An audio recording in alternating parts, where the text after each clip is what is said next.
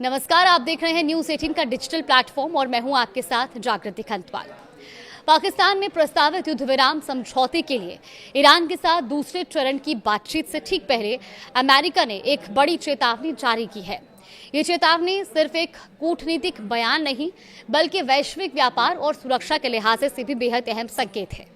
America ने साफ कहा कि ईरान के साथ बढ़ते तनाव के बीच होर्मुज स्ट्रेट से गुजरने वाले जहाजों पर अब भी बड़ा खतरा बना हुआ है।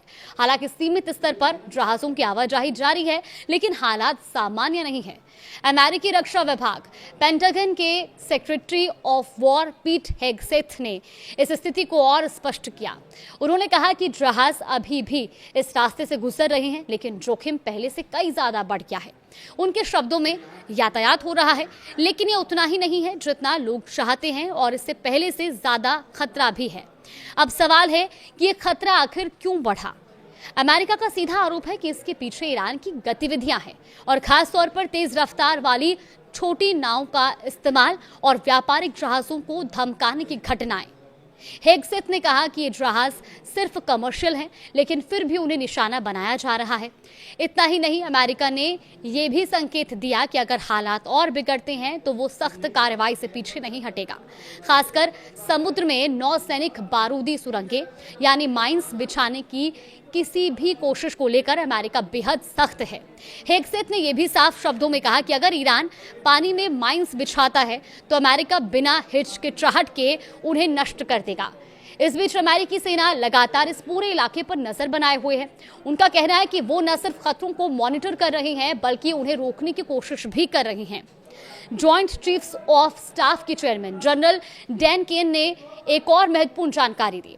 उन्होंने बताया कि ईरान पहले भी इस क्षेत्र में व्यापारी जहाजों को निशाना बना चुका है और उनके मुताबिक ईरान ने 5 व्यापारिक जहाजों पर हमला भी किया और उनमें से 2 को जब्त भी किया है। पेंटागन ने यह भी स्पष्ट किया कि अमेरिकी नौसेना ईरान से जुड़े बंदरगाहों वाले जहाजों पर सख्त निगरानी और रोक बनाए हुए है, तो वहीं अन्य जहाजों को नियंत्रित और सावधानीपूर्ण परिस्थितियों में ही गुजरने की अनुमति दी जा रही है। अमेरिका का दावा है कि सख्ती का असर भी दिखा है।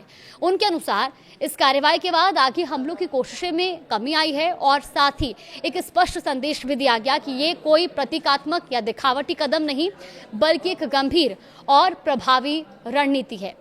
तो कुल मिलाकर होर्मुज स्ट्रेट इस समय एक ऐसे मोड़ पर खड़ा है जहां हर हलचल का असर वैश्विक स्तर पर पड़ सकता है।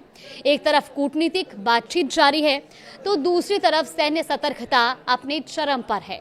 आने वाले दिनों में ये देखना बेहद अहम होगा कि क्या बातचीत से तनाव कम होता है या फिर ये रणनीतिक समुद्री रास्ता और बड़े टकराव का मैदान बनता है।